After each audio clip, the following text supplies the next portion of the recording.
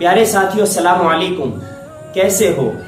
امید ہے کہ آپ سب حضرات خیریت سے ہوں گے۔ اللہ تعالیٰ آپ کو ایسے ہی ہنستا مسکراتا اور خوش رکھے۔ چلیے آج کے قصے کی طرف بڑھتے ہیں۔ آج کا قصہ بے حد سبق آموز اور مزیدار قصہ ہے۔ ایک مرتبہ جلال الدین سیوطی رحمۃ اللہ علیہ حضرت عباس رضی اللہ تعالیٰ عنہ سے نقل کرتے ہیں کہ ایک مرتبہ حضرت فاطمہ الزہرا رضی اللہ تعالیٰ عنہ کو ابو جہل نے تھپڑ مار دیا۔ ننھی فاطمہ خمسین تھی، روتے روتے نبی پاک صلی اللہ علیہ وسلم کے پاس گئی اور جا کر کے کہا کہ اے ابا جان، مجھے ابو جہل نے تھپڑ مارا ہے۔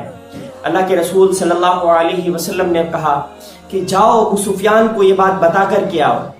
حضرت فاطمہ ابو سفیان کے پاس گئی، پورا ماجرا بیان کیا تو ابو سفیان حضرت فاطمہ کی انگلی پکڑ کر کے ابو جہل کے پاس لے گئے اور جا کر کے کہا کہ جیسے ابو جہل نے تمہارے چہرے پر تھپڑ مارا تھا، تم بھی ویسے ہی ابو جہل کے منہ پر تھپڑ مارو، اگر یہ کچھ بولا تو میں اسے نبٹ لوں گا۔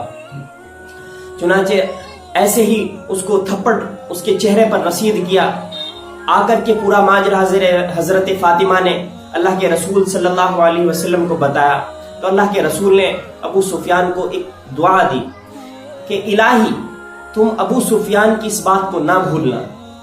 اور اسی کا ان کو ثمرہ یہ ملا کہ فتح مکہ کے بعد وہ اسلام کی دولت سے مالا مال ہو گئے۔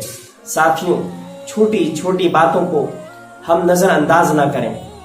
اگر ہماری زندگی کے اندر کہیں ایسا موڑ آئے کہ جہاں یہ قصہ، یہ کہانی فٹ بیٹھ سکتی ہو تو اس کہانی کو اپنی زندگیوں کے اندر لانے کی کوشش کریں۔ اللہ تعالیٰ پھر نہ جانے ہمیں کتنے بڑے انعام سے نواز دے۔